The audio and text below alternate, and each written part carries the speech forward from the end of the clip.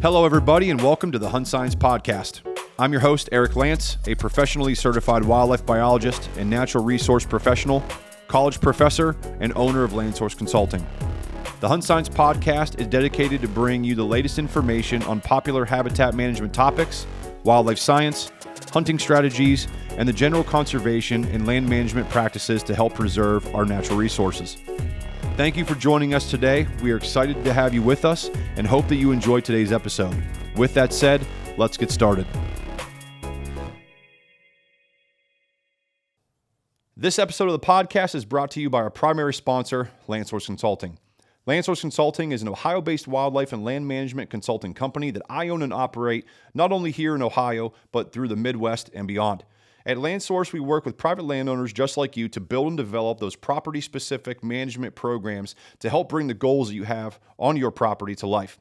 If you're interested in getting more information on who we are and how we can help you, please visit us over at landsourceconsulting.com. There you can check out the different service packages and capabilities that we can provide. We would love to hear from you, so don't hesitate to reach out to us and schedule that free consultation either through our website, or you can reach out to us and connect with us on our other social media platforms such as Facebook and Instagram. That's landsourceconsulting.com, building relationships for a more sustainable future. I was like, yeah, sorry, it's been a little bit to catch up. Yeah, I had to change dates a couple times, but yeah, things look like they're going pretty good with you. Pumping out some episodes, busy. Man. Busy. Yeah, we're hitting one a week, and then started doing the kind of fresh crack Friday to spin into the whiskey side of stuff with the podcast, and then trying to figure out like a management Monday or something like that to spin the deer side into the podcast and try to keep pumping stuff out. And if we can keep one episode, not of each thing, but one episode a week, I think that's kind of what we're shooting for. Yeah, I was really good in the beginning. You know, I didn't start publishing until a little bit later last year, but then the holidays kind of kicked in and I got busy with work and I kind of slacked a little bit. But yeah, man, I mean, just in January alone, I've recorded 7 episodes. Problem is, I don't release them live, so I did one today with Damaris. So, you know, I'm almost caught up. I did one yesterday, and I did one today.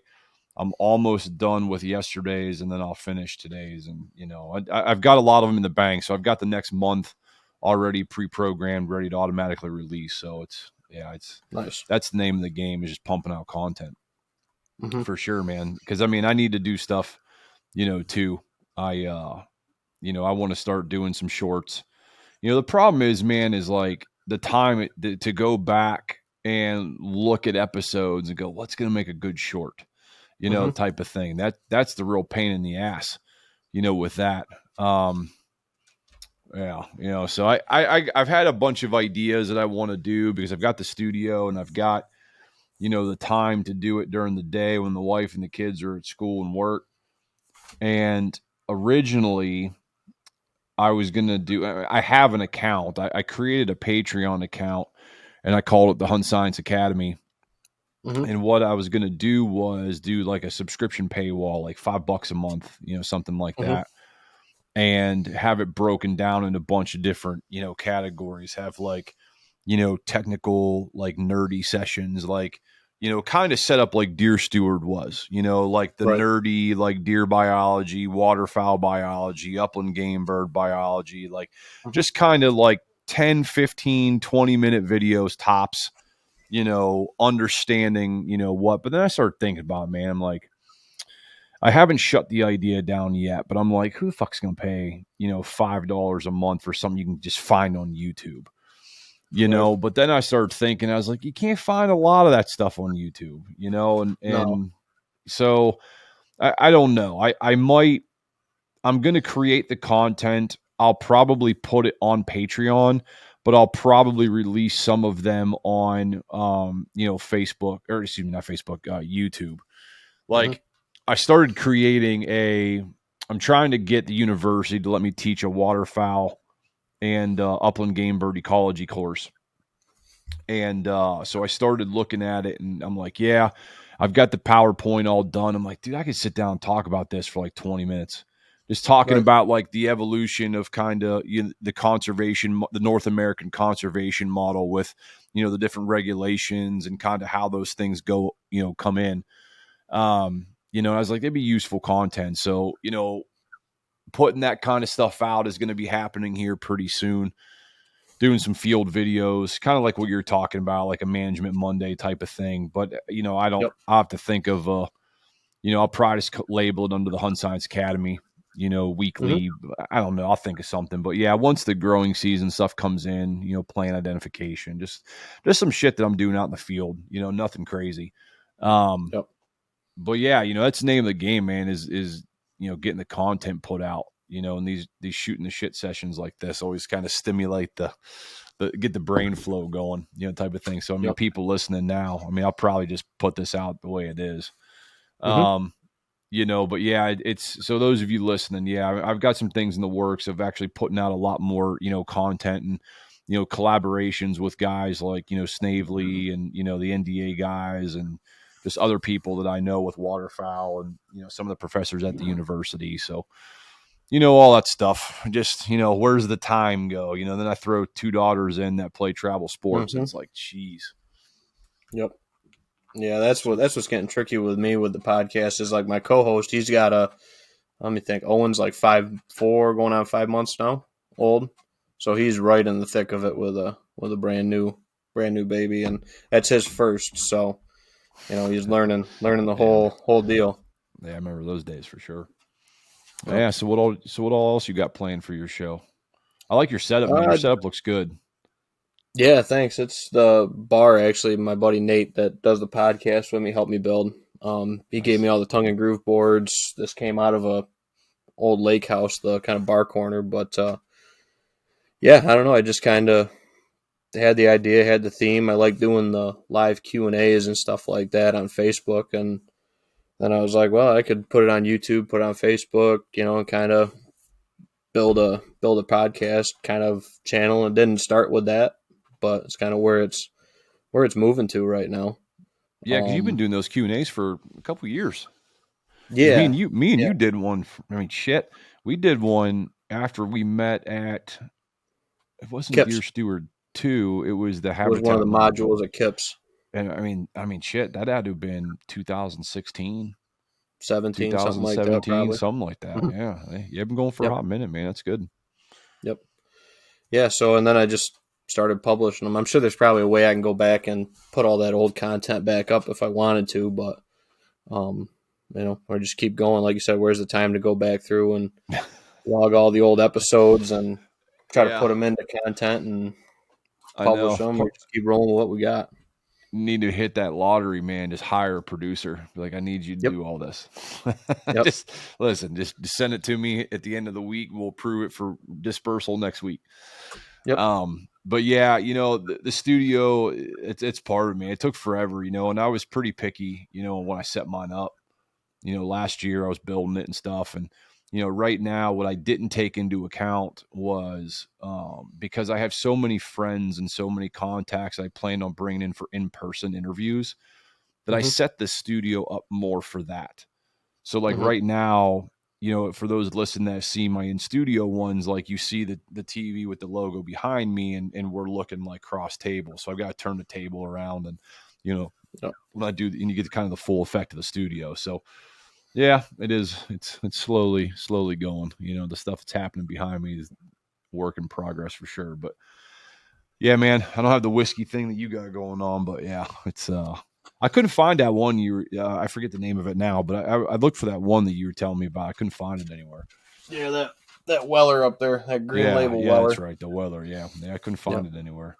Yeah, I've heard But that yeah, Ohio is a lot easier to find them than here in New York. I mean, yeah, I didn't check a that's whole it. lot of stores, just out and Mhm. about, looking like Giant Eagle and stuff like that, or grocery store, chain. Yep. So, what do you got going on, man? So, how's your deer season going? So, I've seen you post and stuff like that. How's it working with your clients? And, how's your season going? Clients are rolling right through. Got another visit this weekend. Had one this past weekend. One the weekend before that. And then after that, kind of turns into two a weekend kind of thing. Still working full time over at Finger Lakes. That's my full time job. Head of grounds over there. right in Canandaigua, New York. And then, like I said, I do the consulting, do the real estate, do the podcast. So I get busy. Yeah, I hear but you. um, but no, clients are rolling in. Last year was the first year I actually had to turn people away, Yeah, just because I was booked out, which is something I'm real thankful for. But we'll see. This year kind of looks like it's tracking in the same way. So I'm getting people done, that wanted to book last year, kind of first priority, and then booking back kind of idea. So it's busy, and it's getting all over New York. I think I got to go Connecticut this year and one in Pennsylvania too. But most of my stuff is so far in New York this year for the consulting side of stuff. But yeah, that's good. Yeah, I mean, I'm all over. I don't have just private landowner clients. I do a lot of stuff within the utility industry as well. A lot of threatened and endangered species permitting and other hmm environmental permitting, type of thing. So I'm all over Ohio, Indiana, Michigan, Kentucky, West Virginia. It's like, my God, it just doesn't stop, man. yep. But like you said, it's a good thing to have, people to reach out and, help people, manage their properties and everything like that. But it's funny to see, well, not funny, I guess, but it's good to see how, you can probably speak to this too, how much more rounded the hunters are today as far as habitat management, deer hmm ecology or waterfowl. It's just crazy. I mean, think of the last 10 years, kind of where everybody was back then to where everybody is now. I mean, imagine 10, 15 years ago talking to somebody. I don't know how much of this you do, but I couldn't imagine 10, 15 years ago talking to somebody and be like, hey, let's implement a deer analyzing, harvest program, hmm to where, call me when you harvest a deer. We'll take a live weight, we'll take a dressed weight, we'll age it, we'll sex it, we'll look at the stomach contents and evaluate the food contents and see what they've been eating, and get them to do that for every deer. Now it's a big commitment, on our side of it, traveling to these people.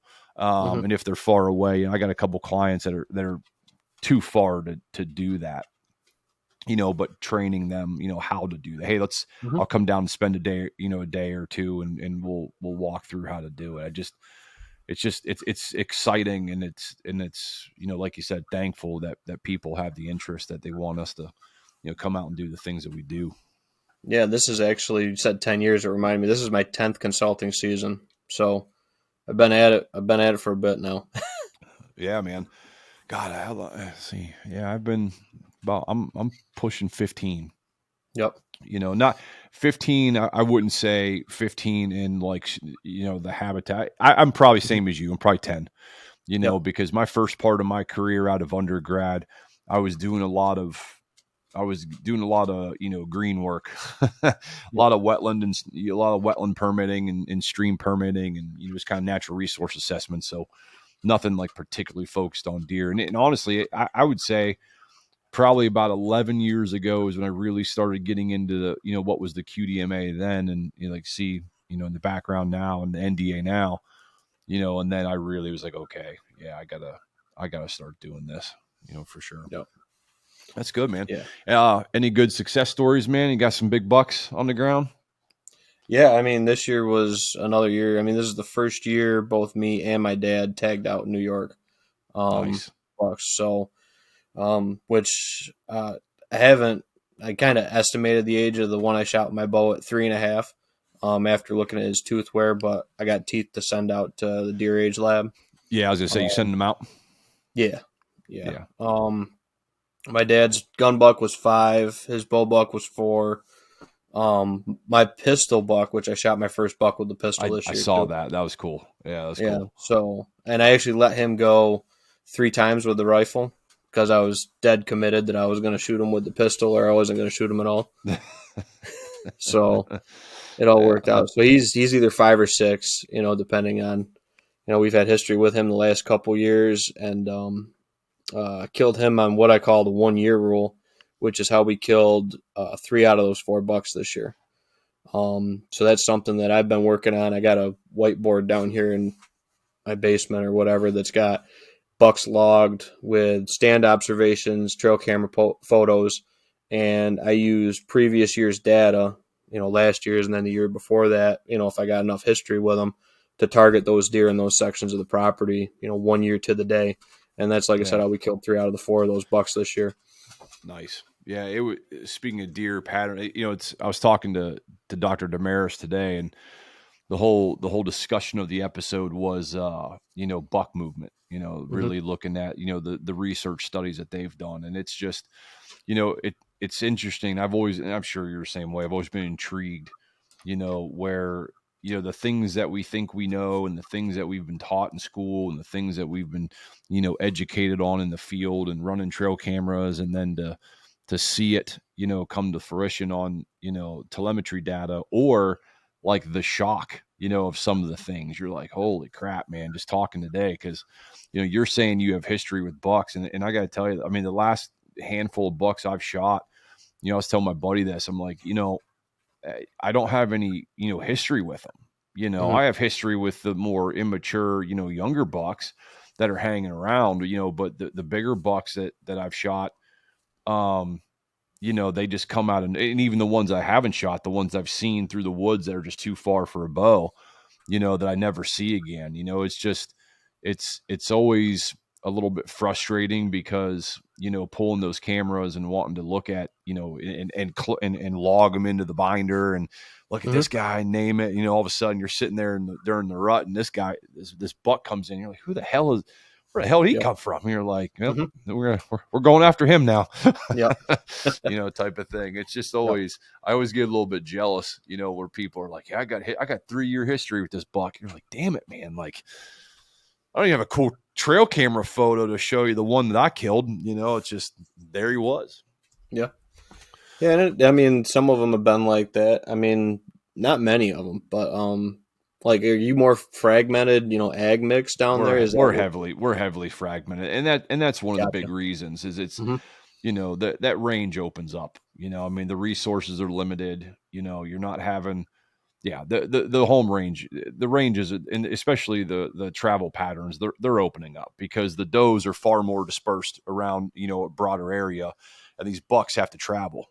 Just, they have to travel to find these hot does, and then when those hot does are bred, they got to travel even further. Like Damaris was saying that, you know, they got on average, bucks that have already bred during the peak rut will travel about 900 acres is their kind of range, and then it ups to about 1600 after that rut, that Mm-hmm. first, or the peak rut, excuse me. It's been a long day. But it's like, I mean, 1600 acres, dude. You're like, holy shit. Almost Like doubles that. right up. Yeah, because, and it makes perfect, biological sense. These does have been bred. They're no Yep. longer an estrus. They're no longer receptive. And it's like, well, shit, I got to go find more. Like, I got to populate as many as I can, Yep. and to sit there and fuel up and do that again another month and a half for the second rut that comes in, and just like, holy shit, like Yep. 1600 acres. That's a massive, and I look at where I am. I mean, putting 1600 acres into context, it's like, Jesus, like, no wonder why I never see that damn deer again. Right. Like, yeah, it's just Right. crazy. Did he say anything about like individuals? Because I've had a couple bucks that I've chased over the years that don't move. Yeah. And almost when that rut happens, they almost shrink and compartmentalize so much harder than they do during the rest of the, let's just say, early fall to late season. That peak rut, they almost just like get in a little pocket, Yeah. that they live in. Yeah, we didn't go like crazy specific, because we only did about an hour 15. I try Yeah. not to go too crazy. Mm-hmm. But, one of the things, and I told him, I was like, it's just amazing when you hear or not amazing, but when you see the advances in technology. Again, it goes back to, what we say is exactly what you just said right there. Is you have an observational, recording of a buck where you're like, hey man, this thing just locks up in an area, it doesn't Mm-hmm. move very far. And what they kind of classify that in is a more sedentary buck, is Got that their movement pattern is more local, and you got more, higher dispersals, the more the travelers, type of thing. The other interesting thing is we broke down, they broke down off other telemetry data, like the amount of time spent bedding versus feeding versus moving, and it's crazy to see that out of the 55 bucks they had, no matter where they were in the range, it was whether it was up north, collaboration with other deer universities and deer studies, that excuse me, it was about 55% of the time those bucks are bedded down, like just there it is, and you're like, it makes sense. Mm-hmm. And just to have the data to back it up, is nice, because I mean, like, I don't run telemetry studies, Mm-hmm. so I wait for something to be published or something to be put on social media, or I listen to their podcast. I'm like, holy shit. I'm like, yeah, man, that Yeah. makes sense. Yeah, absolutely. No, and that's something that I've just started doing. Let me think. The first real 1 year buck would have been the one that's probably just out of frame over here. That buck I called Outlaw. I shot him the year before, and then I killed him not the same day, but that same week. And he was one of those bucks that, like I was saying, shrunk right down in a small pocket, during the rut. So he was super predictable in the rut time period. Um, I'm pretty sure I saw him the night before I killed him the following morning. But yeah, he was in there and right where he was supposed to be in that zone of the farm 1 year to the day when I killed him. And Nice. that's where I looked at pictures and I'm just like, it started with not necessarily specific bucks, but specific doe groups. Yeah. Is kind of how the whole idea kind of started with that 1 year rule thing. And then when I started breaking it down from, October 1 is our opener, you know, all the way listing out trail cameras and stand encounters and stuff, all the way down into, late December. And we go to January 1st now where I'm at.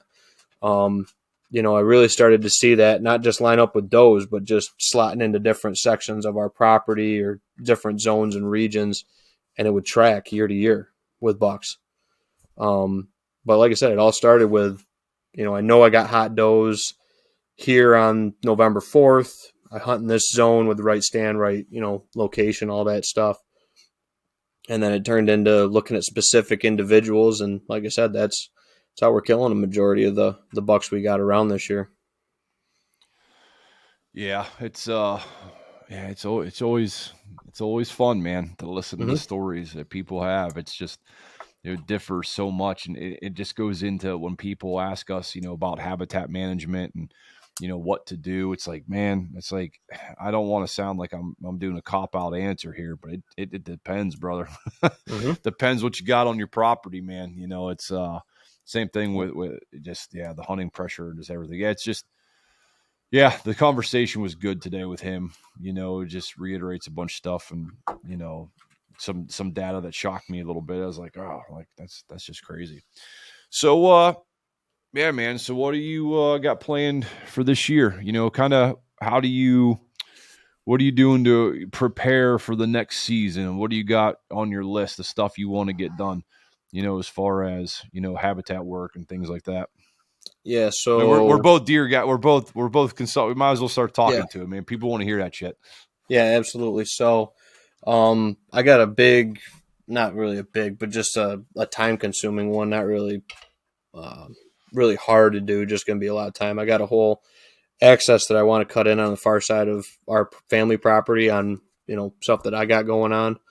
And then stand locations that are going to be available because of that new access and having access through a piece that I didn't historically have access through, a neighboring piece that we lease now for access pretty much solely into it's all wide open ag field. So there's no timber, there's no hedgerow even anymore. That's all gone.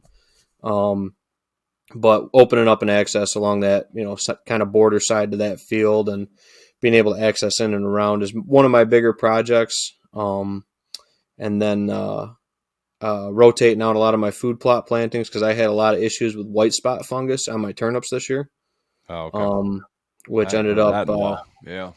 yeah, that's from just continual planting, and that's why Yeah. again, we say it as consultants that you should rotate your crops, should do this, should do that, but sometimes timing, availability, you It's always cheap do out a as I little say. bit. It's always do as I say, not as what I do. Yeah, so Yeah, um, it's one I use quite a bit.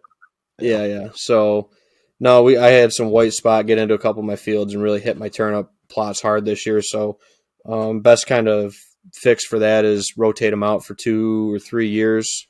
Maybe some soil disturbance to get any of that, fungus that's in the soil Yeah. out of the soil and, aerated, so to speak, which I'm not thrilled about because I'm getting pretty decent with my no-till plots that I got now.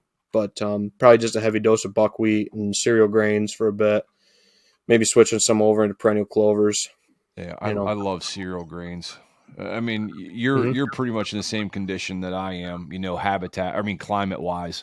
Yep. I mean, we get the cold, frigid temperatures, the snow, and I tell people, I'm like, listen, man, I know clover plots are sexier and shit. Like, you can play at those, and I'm like, I'm telling you, man, cereal grains, like, those deer are gonna freaking hammer that stuff when it comes cold and everything's frosted on the ground. Like, I mean, you better be in the damn stand, is all I gotta say, type of Yep. thing. Especially if you can get that, towards, like kind of what Damaris and I were talking about is, it all comes back to habitat. I don't have to tell you that, but when you look at these numbers and you look at the biological currency that these deer are having to expend, whether it's finding hot does and breeding does, avoid being bred for a short time, and just all these different types of things, especially for bucks, like I just said, 900 acres for, a standard versus 1600 later on at the tail end of the rut, just to, bed back down onto a property to turn around and do that shit again,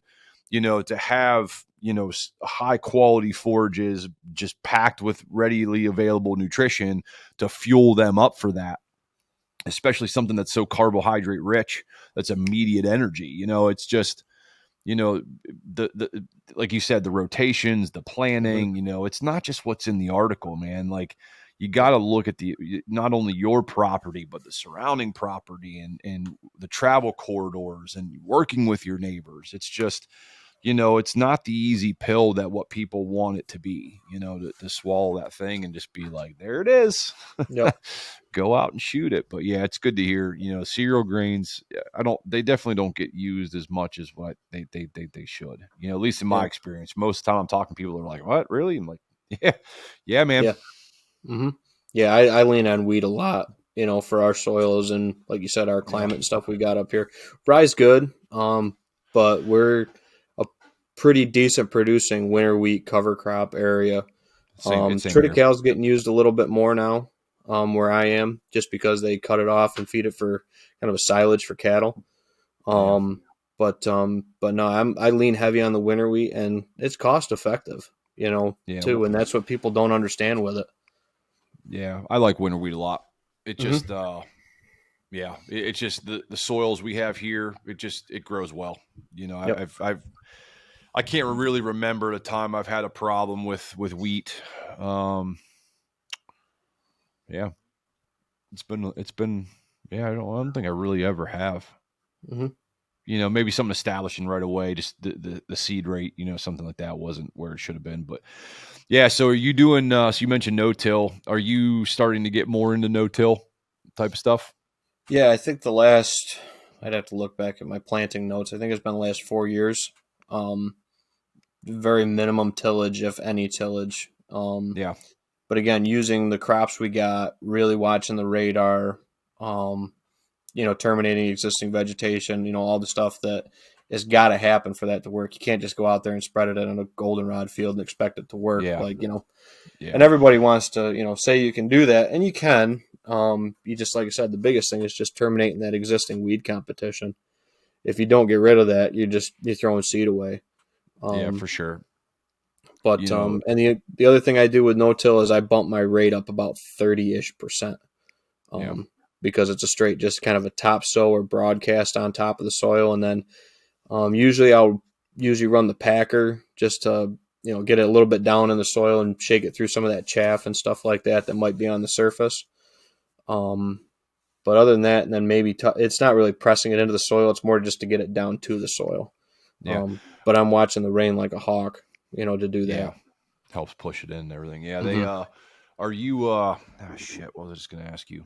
Um oh yeah, but it's one of those things too, like when you say no till, I mean, I tell people too, like, I was talking with Snavely about this, Jason, and he's a big no till guy. I mean, anybody listen to his podcast, Drop Time Podcast, he's Mm-hmm. got his own seed company, he's got great stuff. He's very knowledgeable on soil health and regenerative wildlife and all that stuff. And, we were talking, I was like, and he's even said it before too, is it's not the end of the world. Sorry, damn cord.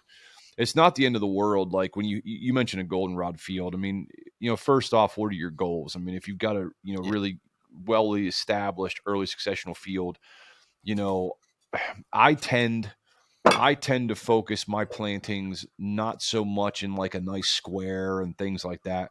I tend to focus my plantings in conjunction with an early successional stand and kind of spread them out mosaically throughout, Hmm. the landscape a little bit. Not to say I don't plant, you know, more, your traditional kind of swatches, but don't be scared. People listening, like if you want to get into that world, don't be scared that, you can fluff the soil up, if you need to, Yeah. kind of restart it. You got that, you got a bunch of fescue that's taken over and these sod forming grasses, these non-native cool season perennials that just are just everywhere. Don't be scared to throw some herbicide down, to disc it a little bit, just to break it up and start establishing, what it is your goal is. Because sometimes, I mean, hey man, like you said, you go out there and just try to no-till into a thatch of, fescue and just that sod forming stuff. It's like, good luck, man. Like you're not going to get much. Yep. What are you doing as far as your mixtures? Are you beholden to any brand, or are you doing your own mixes, going to the co-ops, or what are you doing? Yeah. So, winter wheat and rye, I usually get from a local farm that Yeah, sells, bird seed, everything like that too. So once in a while, it's not the cleanest, but Danny's got pretty clean fields. It's literally sold at feed grades, so it's not, but the cost is there. So, um, if I got to throw another 50 pounds at it, I can go down the road 15 minutes from my parents' property and, go grab another bag of it too. Um, but I know this year a lot of people have been asking me for rye. Um, kind of trying to figure out if I want to be a seed dealer for Seedway. Not sure if I do or not. That's where I get my brassicas that I mix up. I I buy the got you. big bulk bags, and then I got a mix that I've kind of fell in love with and kind of been working on for, like I said, the last 4 or 5 years. I've been doing this, and this last year was actually the year that I sold, but I only netted enough to pay for my own seed, which worked out. Yeah, Um, nothing you wrong know, with that. no, I'm not looking to get rich off of it, and people have been asking me, what's your mix or what do you buy? And some of the stuff, there's some good stuff out there, but there's a lot of stuff that's just full of, quite frankly, and I didn't know this until I was buying big bulk quantities, how cheap some of the seed fillers and bulks in some of these mixtures are.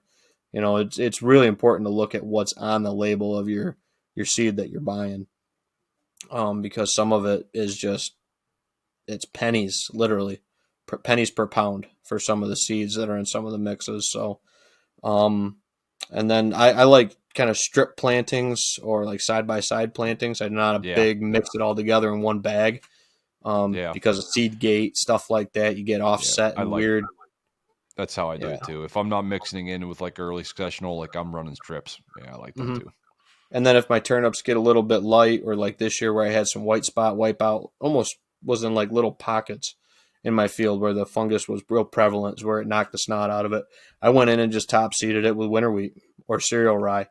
Um, and just filled in the blanks to, make food there. So, but that's the nice thing too about those cereal grains. You can put those right in up Labor Day all the way into October. As long as you're not getting frost and stuff like that, you can Yeah, put which them down. And typically if you you're got not. rain coming, you'll get some grow. Yeah, my God, man, I can't remember the last time we had a frost like prior to Mm-mm. October. I mean, Nope.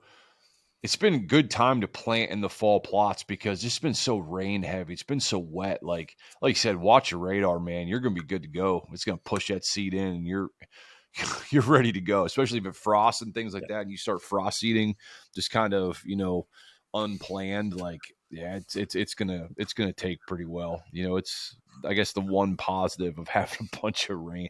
Well, Mhm. too much rain obviously is not good, but yeah, Yep. they getting more been having more discussions with farmers, on the cover cropping aspect, pushing them into, pursuing CRP, type of things, just because, you look at these, and I have conversations with them and some of the local guys and people that I know that have farms, and, they're like, I'd like to have, like to see more turkeys. I'd like to maybe, see some more, game birds and stuff like that around. And it's like, yeah, you start looking at, drip line, and what's stopping you from coming off, 10, 15, 20, 30 feet off your drip line? Like, your production's not very good there.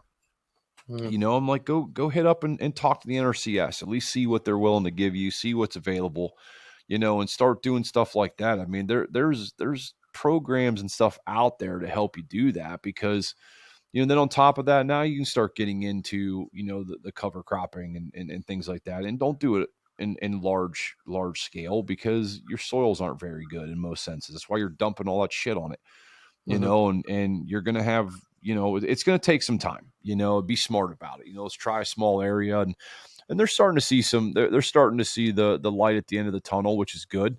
Because it's definitely, bringing in on some of those properties, bringing in a lot more deer, bringing in a lot more, doves and just, I mean, all around. You go out there and talk to them. They're like, yeah, man, I see everything out there. And it's a couple of them is good for me because I hunt them, or have the ability to hunt them, and I got bird dogs. So eventually one of these days I'd like to take them dove hunting. I've said it for the last 2 seasons and I haven't got a chance to do it yet. But yeah, man, it's just a never ending perpetual cycle. Yep. You got a bunch of timber stand stuff planned in this Yeah, winter. I got some on RPs, not a whole lot. We had a ash salvage cut a couple years back, so that knocked out a lot of TSI. Now it's going back in and more doing kind of treatment of buckthorn and some other stuff that's rearing its ugly head, after Yeah, the canopy the fun opening. stuff. But Yeah, other than that, I just got a couple client pieces that I'll be cutting on this year. One up in Monroe County, one here in Ontario where I live now, and then I got another one or two that I'll be cutting on in Wayne County that are booked right now. do you Um, actually cut it, or do you hire people out and work with them? with the smaller clients and stuff like that, or smaller timber pockets or whatever, I'll do some of the work. Um, Yeah, but a lot of them, it might be just a timber harvest of some sort because of the scale size. Even if you got one or two guys in there for a full weekend, I mean, you can do a fair amount of work. Don't get me wrong. And, yeah, I love firing up the chainsaw, but, at some point there's value in the trees that you're taking down too, for the landowner, just yeah, to for go in sure. there and drop them, sometimes doesn't make sense. Yeah, And the market's pretty decent right now for some stuff. Some stuff's down and up, but that's how it always goes with it's timber. always like that. It's always fluctuating. Yeah, Yeah. hey man, like I said, I mean, I talk to people a lot about, obviously girdling and stuff like that, and going in, and you can bang out a lot of work in a weekend if if you know what you're doing. You got a couple guys, good chainsaws, and you can bang out a lot of work, as far as some TSI stuff. But like you said, those trees aren't worth anything to you standing there girdled, and Hmm. I work a lot with people on establishing, kind of restoration plans, and not just leaving that slash all over, just wherever it stands, because a lot of times that proliferates more invasive species, multiflora rose, honeysuckles, Hmm. all those different types of things will start creeping their head in for sure, because, hey man, they're a business too. Yep. Those logging companies and stuff like that are a business too. And if they don't have to haul that extra stuff out, it's less diesel costs, less manpower costs, it's a higher P&L, Hmm. so it's one of those to, make sure that, if you're work with a forester, work with a, biologist, whatever, and just make sure you take into account the post, harvest from Yeah. logging crews, and they're not all bad. And there's a lot of good ones out there, but there's a lot of bad ones, just like anything, but I'm with you, going out there and firing up and doing some hack and squirt and girdling and, getting out there and just playing around. Yeah. You big hinge cut guy? Depends on the piece, depends on the property and the situation. Um, I mean, I've done small pockets of it on my piece, Yeah, but, um, a traditional felling cut is one, a lot safer, especially for guys that for are only sure. running the chainsaw a couple times a year. Yeah. And then, kind of giving people the idea, to do a proper face cut, a flat back cut, no big angle cut on the back, because it makes sure the tree falls over the right way, Yeah. But That heart that heartwood snaps. It could scare shit out of you. yeah. So, um, and I talk to that with clients and stuff when we're out there cutting or walking or laying out a plan and stuff like that. And everybody wants to hinge cut. And I said, well, what's the point of it? If you're just looking to get structure to the forest floor, you could drop that tree and do the same amount. And then they're like, well, I want it to sprout. Stump's going to sprout just as much as that trunk would sprout. Yeah. And I've seen more stump sprouts survive than hinge cut Hinge. trees, I guess, survive, if you want to put kind of a ratio to it. I've seen a lot more flush cuts survive than a hinge cut tree surviving. And the biggest thing is opening up canopy. And the trees that are going to open canopy are not ones that are the size that are appropriate for hinge cutting. So Yeah. that's something Yeah. I see a lot of times too, is they'll cut every little sugar maple and beech we have a lot of in the understory here in the understory, It's but they same here. all die because they didn't open up any overstory canopy. So Yeah, I just saw a post the other day, I think on Facebook. Someone was showing that it's like someone hinge cut something, and I can't remember the photo, but it was along the line the same thing. It's like, bro, you didn't really do anything, you know, yeah, type of thing. That tree's gonna die. Yeah, I'm gonna reach out to Dr. Marcus, Lashy, hmm um, and I want to talk, about the TSI stuff, just because it's that time of year. The yep, foliage is down, everything's in a senescence. This is the time to get a good amount of TSI stuff, going on, and then begin moving in and planning your springtime plantings and sprayings if that's what you're doing, and hmm termination, whatever it is, man. It's like Harper says, there's always something to do, man. It's not a single event. You just got to keep on trucking at it for sure. yep. Yeah, Oh but man, no, I'm a so big fan of that flush cut traditional felling over hinges. yeah, Probably I'd say at yeah. least 70-80% of the time, traditional felling over hinge cutting. Yeah, So no, I'm with you. I mean, hinge cutting definitely it's got benefits for sure, but it's hmm definitely something that's pushed a lot. hmm I mean, it's fun getting out there with that habitat hook and chainsaw and ripping stuff down and stacking it, and yep, like, oh yeah, it's like yeah, make that it's good like playing. Instagram picture. Yeah, exactly, and that's a Yep. big part of it, man. It's the big Instagram picture on the fell, or excuse me, the hmm hinge cutting, the clover plots. Look how big these turnips are. It's like, yeah, man. It's just that's part of the game, for sure, and something that we definitely deal with. I know I'm not alone. I know you deal with it too, and it's just like I said, and like you said too. It's just, hey, man, depends on the property for sure. hmm Yep. Yeah, And that was the other thing too. Like, it depends on the property, and I'm sure you and me would probably agree on this too. I was just on one of the clients I was on, like this past Monday. I was on a client piece because I was off from my full time job from Martin Luther King Day or whatnot, and I saw another consultant had put up a map, and I was like, "Hey, I know that property. I was just there too." And we wrote the property up about 100% completely different. Two different consultants. yeah, I mean, I've seen that time and time and again. I've been hired before and after, other consultants. Some people want, that magic bean or that one answer. I kind of see that a lot. But no matter what, and a lot of the consultants I know, like you and stuff, I consider friends. And, you know, I don't have a problem laying a piece out after somebody or laying it out before somebody. But you're going to get different answers with different consultants, no matter, there's not one size fit or one viewpoint fit, for a piece. So I just thought that was kind of interesting that I was like, hey, oh yeah. Dave, I said, I saw your property on Facebook the other day. Yeah, working as a biologist, I mean, full time, for 15 years, it's whether I'm looking at a wetland and delineating a wetland, and it kind of in that world, we always say you have one wetland and you have 10 different biologists that look at it. You have 10 hmm different wetlands. Yep. It's the same thing with habitat management. What a lot of people don't understand is that while habitat management, and managing your land is not, it's not a science. It uses science as a tool, hmm but it's an artwork. It's an art form. and you can have, listen, I know that if I mix, blue and yellow paint, I'm going to get green. That doesn't Mm-hmm. mean I can paint for shit, Yep. type of thing. So, you can have people that, man, they understand the science, but maybe they understand the science, maybe they don't hunt, maybe, there's a lot of different factors that go into it. And not that it's necessarily bad. I mean, there's been times, I'm sure you've run into it, where I'm like, hey, man, yeah, this is what we're going to do. This works great. And it just shits the bed.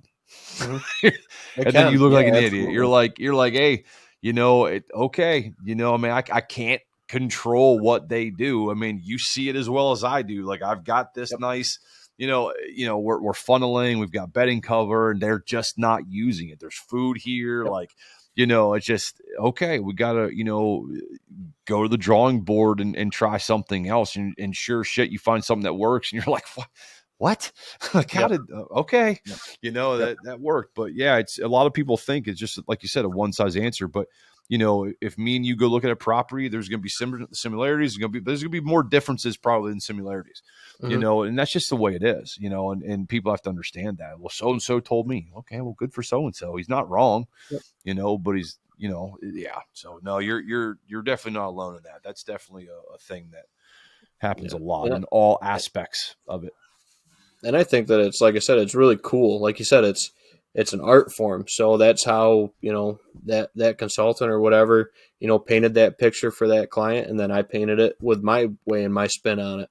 Um, and there's pluses and minuses, I'm sure, to both plans, whether it's, time or cost, or, there's still a vision, in the art of laying it out. So, um, I'm curious to see what he goes with, because they are almost polar opposite plans. Not saying Yeah. that both wouldn't be effective, but they are both very different. Like you said, I don't think there was many similarities between one and the other.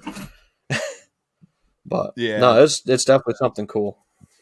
I by no way, shape, or form am I old, but the more,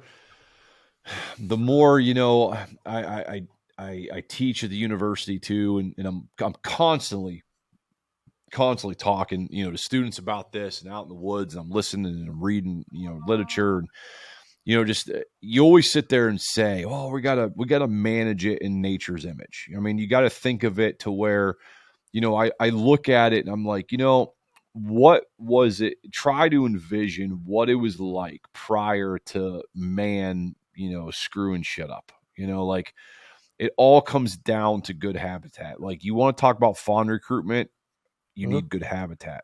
You want to avoid predation, you got to have good habitat. It all comes down to it. Yep. So what I tell people is, I'm like, what I personally try to stay away from. And again, not that it doesn't work. I know people that have plenty of success with it. Me personally, I try to stay away from large tracts of a singular cover type. Mm-hmm. Now, if it's a natural timber stand, something like that, it's different. But the 10-acre food plots of, you know, of a particular blend, if you will, Mm-hmm. yeah, is it going to work? Yeah, you're going to have deer in there, but what you don't have is structure. Mm-hmm. And when you don't have structure, you don't have cover, and I try to equate it and go a little bit winded here, but, as we know, there's three major things. How do I find food? Mm-hmm. How do I become from being food? And Mm-hmm. how do I make copies of myself? Those are the three driving factors of virtually everything. Yep.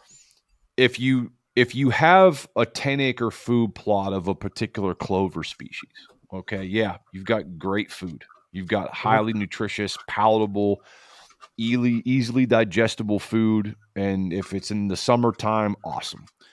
But what you don't have is, you don't have structure and you don't have cover. You don't have bedding cover. And one aspect of a prey species like white-tailed deer is they need good bedding cover and, quote unquote sanctuary cover, to one mechanism, avoiding predation. Mm-hmm. If I look through a field of a 10-acre food plot and I can see all 12 deer, standing there, you think a predator can't, depending on where you are in the predator. Now, how many fields have you been onto with a client and you start walking through a thicket and things like that and you kick up 6 deer? Yep. like, holy shit, I didn't know they were there.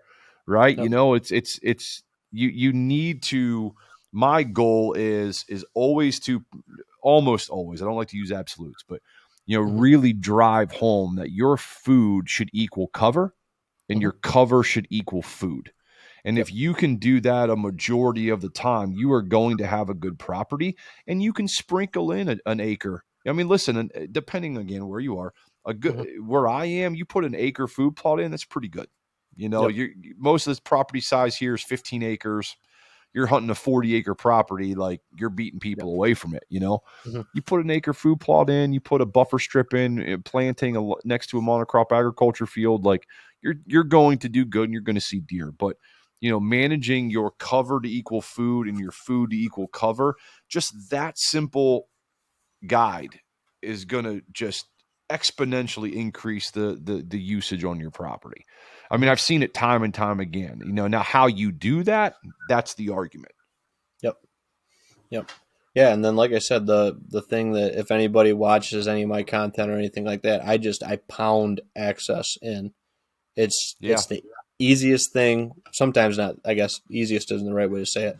It's the most identifiable thing that I see wrong on client properties It's the is most access. overlooked thing that people don't think about.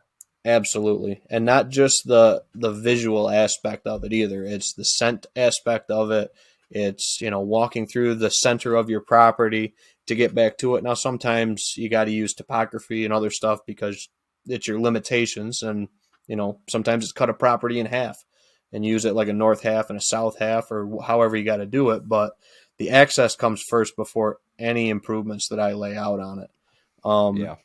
and if you can't keep that access by doing an improvement or layering an improvement in an area, then I don't, prescribe that improvement. You got to have that way in and out. The keyword there is also out to have that successful property hunt and continue to hunt to the standard that you want it to hunt at. Otherwise, you're just, you can throw a million different things at it. I could tell you to hinge cut here and plant stuff there, but if it's not going to work from a hunting aspect as well, which is mostly what I get hired for, on that side Yeah. of the consulting that I do, uh, I'm not going to prescribe something if it's going to be right on your access, and I wouldn't write it up that way. So that's where I look at it first. And then I start looking at what the property has, topography, habitat features, like you said, different timber stands, different habitat types, and all that stuff. And then using a lot of what the property already has. And a lot of the day is more hands-on woodsmanship kind of scouting and understanding that property. And then we just kind of, like you said, put those fine-tuned adjustments in for, the corridor areas, or maybe it's just a little bit of food, and that's it. And the majority of how you're going to make that property better is hunting it smart. It's not Yeah. what tree you cut or what tree you didn't cut. It's having the right locations to be that ambush between habitat that just gets little tweaks and manipulations. It's not, and I tell people all the time, I said it's not rocket science. You just have to have been out there and do it and look at it and watch kind of the results of your manipulations and stuff to know where the right pieces of the puzzle go to fall, or where the right brush stroke is if you want to keep with the art analogy on it. Yeah, I tell people too, because they'll talk and like, well, what should I plant? So I'm like, see, you're already talking about planting shit. Mm-hmm. like we just met. You're already talking about plant stuff. And you brought up a good point. A couple episodes, prior to this one when it comes out, I did an episode with a board certified veterinarian with sporting breed dogs. We talked about dog health and stuff like that. And one of the things that we talked about was, as hunters, and you've got labs, I think labs, right? Yep. Yeah. So it's like, and I've got short hair pointers. Like I know my dogs. Like I can tell you my dog's about to take a piss, my dog's about to take shit. Like I Mm-hmm. can tell you when she has to go outside. Like I can tell you when she's just I can tell you almost everything about my dog because I spend time with my dog all the time. And I tell people, when I do kind of the preliminary discussion, so how much time do you spend on your property? How well do you know your property? Like I'll be on a property, and I remember one time, because it reminds me of my parents' property. Is we're walking, and you see a bunch of, we're kind of in a marginal wet area. Mm-hmm. Probably delineation, between the wetland and more of an upland area. So that buffer zone where you get more facultative species that can tolerate, Yep. those. And, there was a bunch of, impatiens, right? The jewelweed or touch me not, whatever Yep. you call it. And just, I'm looking, and I said, tell me what like you see here. And he's like, it's a wet area. And I was like, do you see all this green that's right here? And I said, one thing that you don't see is the orange bulbs. I was like, this plant. So I pull up on my phone. I said, this is what it looks like. I said, do you see any of that here? And he's like, no. I'm like, yeah, because deer are hammering that. Mm-hmm. I'm like, that's I said, and you need to understand where I'm going. Like you said, tracking, scouting, those types of things. You got to take note what they're hitting, and Yep. where they're hitting, and maybe throw a camera on that. Mm-hmm. What timing are they doing it? And start throughout the year, going through there. Now, depending on where you are, that could be problematic for spooking deer and things like that. But where I live, deer are so habituated to human activities, whether it's Mm-hmm. ATV riding, dogs on the property, mowers going or whatever. I mean, shit, my parents' property, my stand, again, it's about a 300-acre parcel of timber, with multiple landowners around it. But my parents' property is like 5 acres, Mm-hmm. right there. So I'm like, I can see the barn is like where I access is like 200 yards, 100 yards from where my stand is. I can see my dad cutting the grass as I'm shooting deer, Yep. like they're just so habituated to it. So again, knowing your property, but you got to know where the trails are. You got to know where the bedding areas are. You got to get out there and start looking for scrapes, looking for sheds, looking for rubs. The list goes on, because you can answer a lot of questions, just by understanding a little bit of what your property has to offer as far as, its Mm-hmm. land use for whitetails. Yep.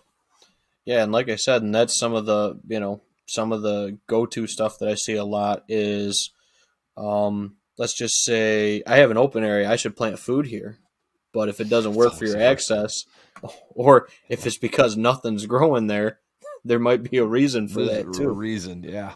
Yeah. So, Well, that's something that I see a lot. And then I see, they get into a big ridge top flat and they want to, hinge cut or make a bedding area. And I'm like, I said, why? I said, you have a whole defilé from the whole bottom below you to access through this top. Why would you cut it and put bedding right here where they can see 60 to 80% of the property sometimes from this bedding area? I'd leave it as a yeah. wide open woods. And if they want to occasionally bed in it, they might, but I don't want to encourage any bedding. I don't want to give them the upper hand. So a Yeah. lot of that stuff just comes into, taking a second to think it out, or, working with a consultant or whatever path you decide to go with it. But it's really, think of it like, you know, somebody's trying to kill you, and, that's how you got to look at it, because that's how they're looking at it. And not just you, but coyotes, other predators and stuff like that. That's huge. Like you Yeah. said, you got to survive on the daily to get to eating and to get to reproducing. So the survival is number one. Yeah. Yeah, for sure. I mean, it's funny. I mean, you mentioned that big field. What do I plant? So first off, like, even if you plant something, where you plan on putting a stand? Like, Yep. where are you going to access? Like, okay, are you putting a stand way back there in the northwest corner? Okay, how you getting there? Because Yep. we just drove the ATV to the end of this haul road right here. You know what I'm saying? It's like, Yep. so let's talk about that first. Yep. As far as, maybe some screening cover, whatever it is. I'm like, it just, yeah, I get it though. I mean, what's pushed down the throats of everybody? Yep. I mean, Plant food plots. pick up any hunting magazine. You can Hmm. find at least two articles of what? Food plots. Food Something plots. related to it. What to Something, plant. some Whatever. new blend, some Hmm. new, some new sexy thing with a nice photo that's on Photoshop and edited, and, looks beautiful. And it's Hmm. like, okay. And I get it.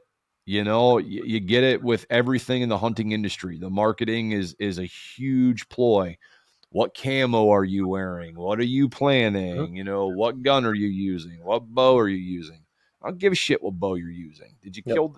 Is it good for, enough for killing the deer? Okay, awesome. Yep. I see the caliber discussion. Who Mm-hmm. gives a shit? Is it a Yeah. caliber for a deer? Well, you're using a 270, a 30-06. What was your handgun? 357. Yeah, so it's like, Which a lot of I people mean, say it's pretty light for a game animal yeah, like deer. But yeah, I'll tell I've you what, I heard, stoned him right there. He didn't move. He dropped yeah, right there. but I see people post and they're like, yeah, talking about should I use a Creedmoor? Like, where are you hunting that you need a Creedmoor? Right. Like, I mean, are you taking an 800-yard shot? Yeah. I mean, my range goes out to 700 yards. Yep. We shoot a lot. We do a lot of long range shooting, a lot of handgun, and I've got military friends and do a lot of rifle stuff. And it's just like, man, you don't need that gun. Like, Mm-mm. take a 270. Take, Ohio, we can't use rifles, and we can, but it's got to be straight wall cartridge. Yep.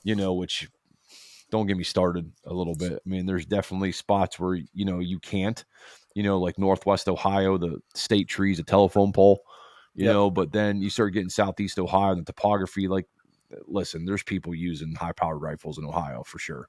Yep. I see the big tower stand up on top of the hill and the easement for the electrical easement. It's like, yeah, you know what? They're probably not using a 4570, down there. That guy's probably sitting there with a 30-06 or Mm-hmm. 308. Yep, Something. just pop your head out one time, but yeah, Yep. I just see those arguments. I'm just like, just people, I get caught up in it. Mm-hmm. I'm sure you do too. Yep. You buy the camo or whatever it is, and yeah, but it's just, yeah, it's one of those things. So where, just the industry pushes so many different things, and you just gotta weave through all that different layers of shit. Trying to figure out what's best for the individual, and whether that's you as a landowner or us working with a client. Mm-hmm. Going through that and seeing what's out there, because there's great stuff out there. There's great products out there. There's Yep. great blends. There's great seed companies. There's all sorts of good stuff. Mm-hmm. Not that any of it's, bad. It's just, sometimes you're just throwing money at a problem you don't really have. Yeah, yeah. Like I said, and that's what I keep always kind of equating back to it as just the woodsmanship side of it. But like you said, spend time on your property and understand it and learn it, or go find a new piece of property and understand it and try to figure it out and learn it. And that's where you'll be able to get into spots and areas and pick them apart like on the fly, literally, Yeah. because you've seen it before or seen a similar situation to it before, and then you bring your woodsmanship, scouting, access, hunting like a predator into the situation where the prey animal is at the disadvantage as much as possible. Because that's the other thing too. If you make it so bulletproof where, you know, the prey animal is 100% in the wrong, you're not going to kill that big mature buck in that spot very often. I mean, it can happen. If you set the right funnel, it could happen, but you got to really think critically about, making it almost too good for you. You still have to play that edge of it's got to be just right for you and just kind of on the edge of wrong for them to make those spots really work that, you kill some of these deer at, especially in the older age classes. Um, Yeah. you know, Yeah. It's just, again, it's just the other thing with hunting is it's just so expensive. It's like landowners, but the technology's there. Mhm. Like my property, where me and my wife live now is relatively new, and just the think 10 years ago. I don't even know if there was cell cameras back in the 10 years ago, like the Verizon or ATT phones or cell cameras. Maybe. I can't remember if there was or not that far back, but I mean, if there was, they were $500. Yep. Now, like, our buddies over at Exodus, I know Chad, Hmm. the owner, he's a local guy for me. He's not very far. I've known Chad since he started the company. They just came out with their render, and they have other cameras, and I think, what is it, $180? Yeah, they got And that you new can, one they just released. Yep. yeah. And, I'm going to, yeah, you pick up a couple of them too, because it's like, okay, you got a new property you're scouting. Okay, I'm gonna throw this up here. This is a deer trail. I'm gonna see if it's being used. I'm gonna throw this camera up for a week. I don't have to travel out here that much. Just want to see what's passing by. I mean, you Mm. can do things now so efficiently. It's a cost some money. But I mean, you can spend 180 bucks. You can spend sub $200 Yep. on a cell cam that's going to send you photos right to your phone, or you can spend sub $200 on a camera you got to go check. Yep. You know, I mean, here not too much longer as technology advances. I mean, the cell trail cameras are going to be the way to go. I mean, people are still going to want your traditional ones, but I mean, I'm running a bunch of cell trail cameras. I mean, it's perfect. like Right. like up, I got a notification. This that's a damn Right. raccoon. And that's You know, where I guess I'm a little bit different. I think I'm the only one that I know that doesn't run any cell cams. I've never run one at all.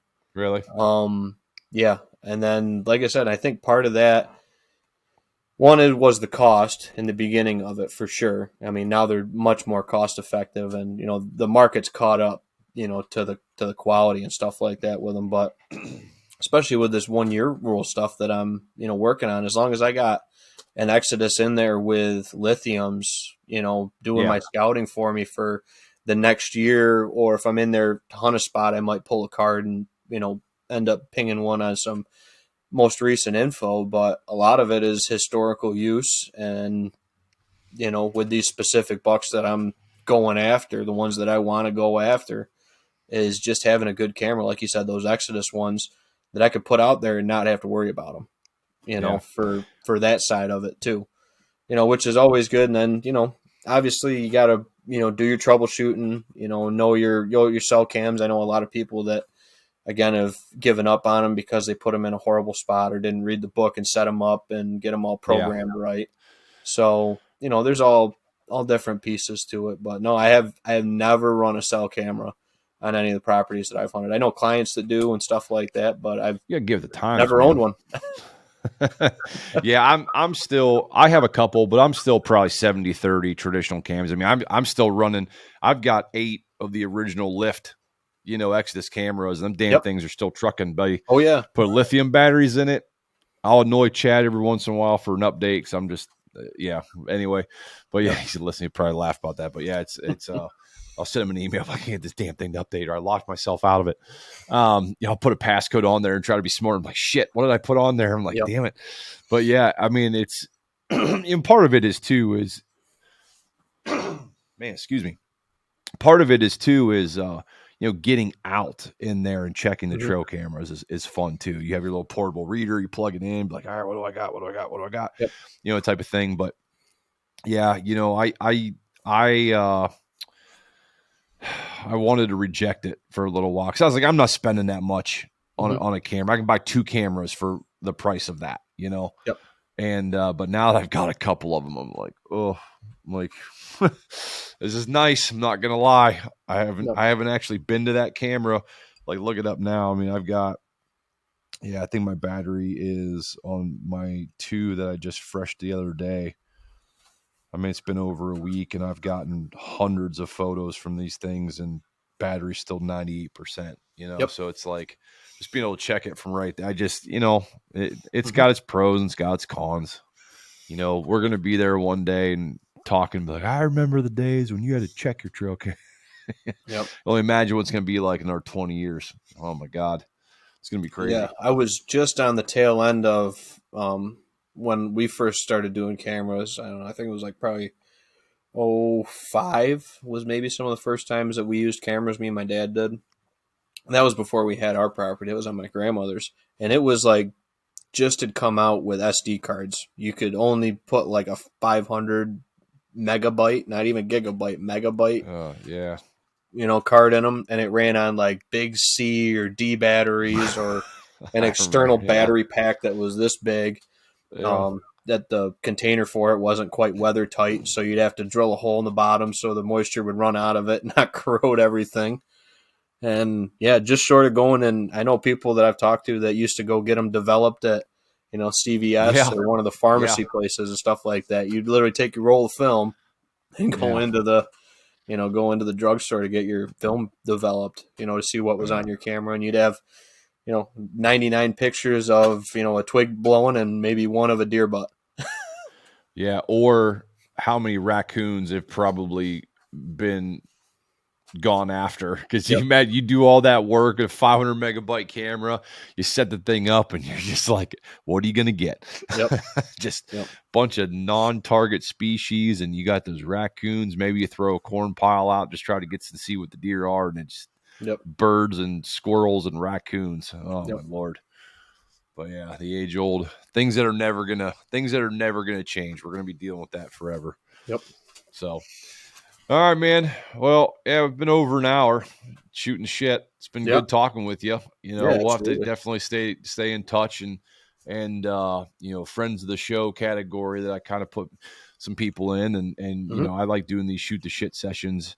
It's kind of good to get away from the technical sessions every once in a while and just sit there and shoot the shit and talk and see what friends got going on, and maybe talk a little technical stuff too. But Yep. it's just a good reprieve from some of that stuff once in a while, especially today. It's been a long day. I did a podcast this morning with Damaris, and day at work and teaching class and sitting down to unwind and just kind of, just Yep. be tired. And, I thought about this coming on. I'm like, are we going to bust open whiskey? I'm like, I don't know what we're going to do. I was like, I know you're a big whiskey guy. And I was like, shit, I'm looking back here. I'm like, I got my glasses. I got my ice over here. I'm like, Yep. there we go. But all right, man. So, hey, before we go, plug your stuff, man. Plug what you got going on, how people can get a hold of you, look you up, that kind of thing. Yeah, I appreciate it. So Ben Williams, I do land management, property consulting. That's Old Tin Cup habitat restoration enhancement. This is my 10th consulting season with that now. And then, I do real estate with Future Forest Properties, and that kind of came as a result of working with landowners, and then maybe somebody is looking for a bigger piece or something like that. So I got into doing real estate about 5 years ago, kind of in cooperation with my consulting. And then this past year, we just shot episode 20 last night for our Whitetails and Whiskey podcast, where we talk about, deer hunting, habitat hunting strategy. And then obviously we do a different whiskey every week. And that's been fun and something to do, and kind of ties into like the Q&As that I used to do with my consulting and stuff like that, my live Q&As, what people want to talk about and know about right now. And that's how I do all of them. I do single takes, kind of similar to probably what we're doing right now, is just you're just rolling with whatever the topic comes up or whatever question comes in or comes about, and that's how I shoot it, because I'm a kind of plain Jane shoot from the hip kind of guy with everything I do. So Yeah, it's awesome, man. It's good talking to you again. Good seeing you. yep, And we'll have to keep doing these things as both of our shows grow, for sure. yeah, and I'll have to get down to Ohio. I've been talking about it, thinking about it, come down there and hunt, but Yeah, man. Let me we'll know see. you're ever this way. Yeah, for Yeah. sure. All right, everybody. Thanks for tuning in. And until next time, we'll catch you. All right. Bye, everybody.